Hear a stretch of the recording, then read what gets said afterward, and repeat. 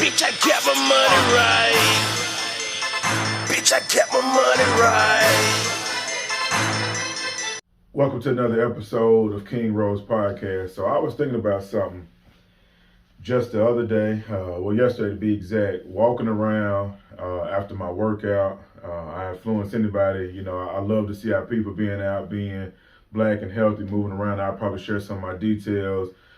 I've been fasting a lot, focusing on things, man. I happened to bump into a young man, who's out running, and they were just walking, chilling, being kids.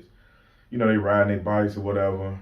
And so it just came across my mind. I'm like, okay, what's going on with you, young man? They just chilling. Like, well, you out here running for real? I'm like, yeah, it's something I'm actually just focusing on. Personally, I'm actually trying to complete a full marathon at the end of the year, right?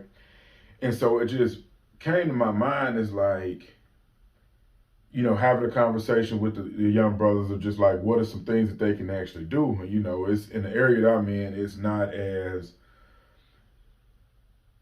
cultured as how I grew up, right? And these little young brothers, they just riding the bikes in the area, probably, newer to Houston, but some of the areas they could move around and see different things, right? And just talking to them, they was like, well, it really ain't much to do. Keep in mind, it's hot as, it's hot as hell for me. It's like almost 93 degrees. I'm trying to get back to the crib. They got my workout in, I'm just walking, cooling down. And when I was talking to him, I got to thinking to myself, man, did we fail the youth? Because I think about when I was growing up, we actually had stuff that we could do in our neighborhood. I remember an older gentleman, Mr. Greg, man, he was from Chicago. He had like a little youth program and a little camp. You know what I'm saying? We could go up there and hoop.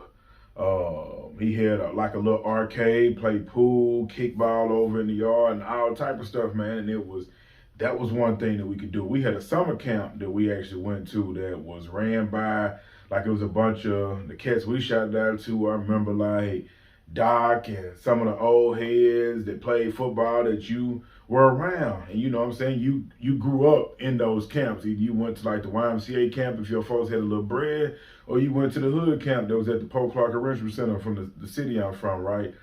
But then I think about it now, it's like, yeah, those come few and far between, but did we fail the youth? Because I know we say a lot of times, oh, they don't do this, they don't do that, or they even provided the opportunities, because I know just from trying or doing the work myself, it becomes taxing. Because I remember even talking to one of the old heads that I was cool with in Orlando of like, okay, you had these programs coming up.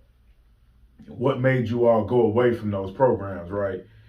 And what it comes down to is either a lack of funding or a lack of time. About lack of time is, okay, some of these parents, not all, some of these parents may drop the kids off at the program or the camp, and then we got to run around the city to get them dropped off because they done almost made it as if that's a babysitter they got for that time, right? So it's like, damn, when you think about it, we may have impacted the youth, because I remember overnight basketball programs, overnight skating, they had that in Jackson, midnight hooping, like a lot of those things come in because when you think about it, even with me growing up, we got into most of our shit late, 10, 11, 12 o'clock. Like you 15, 16, 17, you supposed to really be at the crib by then, but your mama sleep you out, moving around, doing what you do, trying to play grown, drinking, smoking, with gals, sneaking in and out of houses, just living life, right?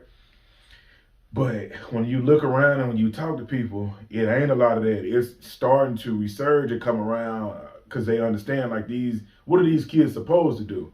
Like, of course, okay, you put them at home, but they got the cell phone. So to us, like, a cell phone was like, for some of the kids, babysitters. But this new generation, they're used to coming up with them, so they're looking to do the things that they're actually seeing other people do on cell phones. So my question for anybody that's watching is that what do you see within your community? Do you see the young kids actually being provided with opportunities with the summer camps in the hood, being able to go to the water park or the local pool, or a black man or a black woman that's over a program that gets everybody together and your parents have to pick you up at a certain time? Do they have the camp that's ran by some of the teenagers? And of course, the elders are in-house and making sure everything's good. You eating breakfast, lunch, you eat before you go home and stuff like that. Like, what happened to those programs? Because we have a lot to say about the youth, but it seems as if that they're being robbed of those opportunities now. Lack of funding, of course, is always going to be one, but I think the lack of time is one of the most important ones, is because, yeah, these young cats are doing their own thing, and of course, when we put the mirror up in front of them, there are some things that they should definitely focus on. I'm not saying that they're perfect, but when you think about some of the things that we've actually had the opportunity to do as kids, that may be why we weren't as distracted, because we had the village. Then we also had the camp, so we had the resources and things that we could actually do. These kids don't, because even for myself, I moved away from my hometown. A lot of other people have moved away from the hometown. So who do they really turn to?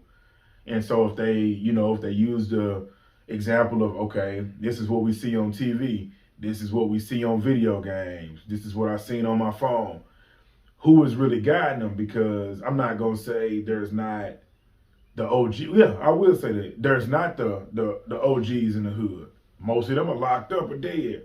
That's the reality that a lot of these kids are built with. So when you think about me growing up in the 90s, that's a big difference from 2020s. No, even the 2000s, like late 2000s, 2010, like it's way different, because you start to see some of the cats that you grew up with starting to make their own way and do their own thing. Some of them are in prison serving 20, 30 and life sentences, or no longer here with us. And, long live all the fallen soldiers. But did we fail the youth? It's because a lot of these programs are no longer here. We have a lot to say about what they do, but are we taking that same energy to make sure that we're pouring into those resources to get the things that we grew up on back into the community, whether that's the camps or even just as something simple as the love? So let me know your comments. What is your neighborhood, what is your city doing to actually get back some of the programs? And now I don't want to hear everything getting shot up. That's like fun stuff. So when you think about the original stuff, what is your area doing to actually improve it? And do you feel like that's where the youth has been led astray, because they don't have avenues to speak for themselves, be free, be vulnerable, things of that nature? Like, share, and comment. Long live CC. I'm out.